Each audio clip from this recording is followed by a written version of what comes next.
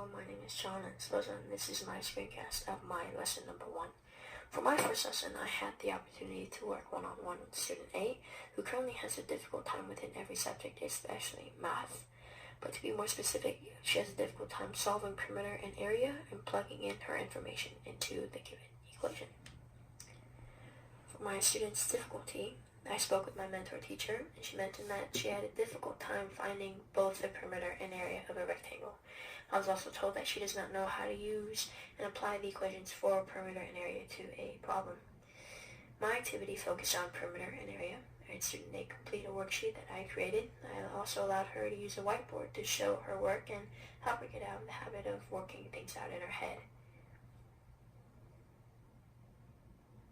My plan of action. Well, after being told what student A currently has a difficult time doing in math, I decided to plan my lesson around that. From my personal experiences with perimeter and area, I can agree that I did struggle with some of the same things.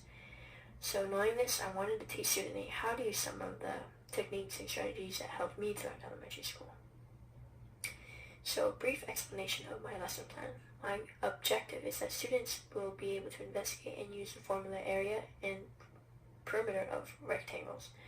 One way that I was going to make sure she mastered this objective is to make sure that she was able to know and apply the area and perimeter formula when solving certain problems. Before the lesson, I touched her personal experiences and prior knowledge with the content, seeing if she was able to define the terms as well as indicate length and width on a rectangle. I also wanted to make sure that throughout each problem, if she was able to indicate what she was going to be looking for, whether that be length, width, perimeter, or area. Here is student A's work. You can see a few things. She was able to indicate that what was length and width of each problem. You can see that she labeled. Student A worked on the rest of the problems by herself, but did the page right here on the left with a little bit of my help. I thought student A had organized her work, more neatly when solving a problem. You can see on the left that student A started having a difficult time when trying to solve for a variable right here. You can see by looking at her answers that she does know how to indicate her units. She's able to indicate that when you're looking for perimeter, length, or width, that it's just units, whereas if you're solving for area, it's squared units. Another thing you'll be able to point out, student A, she did have a difficult time, let's see, here we go, finding a length when given the perimeter. When watching student A solve these kinds of problems, I observed that student A took frequent pauses when she was required to solve for a variable.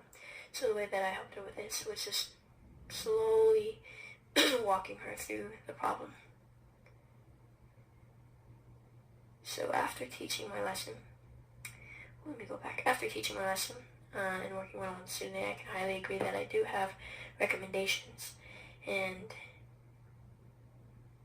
so for student A, another step she can take on to help her in the future. I recommend that she, learns to show her work instead of thinking things inside of her head.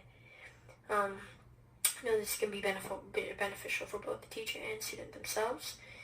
Excuse me. After observing how student A thinks and solves certain math problems, I would highly recommend that student A learns how to label her work. As for myself, I do feel that there are areas that I could improve on when teaching and working with other students. When I was teaching student A, I could feel myself rushing and almost teaching her as if she was already 100% understanding the content. Sometimes as teachers, I feel that we forget that some of our students are very behind and may have a very difficult time with the content. As a future educator, I would like to learn to be more patient. In addition, if a student is struggling to learn how to solve a problem my way, I want to be sure to be more prepared with 5 or 6 other different ways to teach that problem. I want to teach the content in a way that students are able to connect with it and actually understand it, rather than teaching them in a way that forces them to remember the rules and concepts. Alright, that was my screencast. I hope you enjoyed it.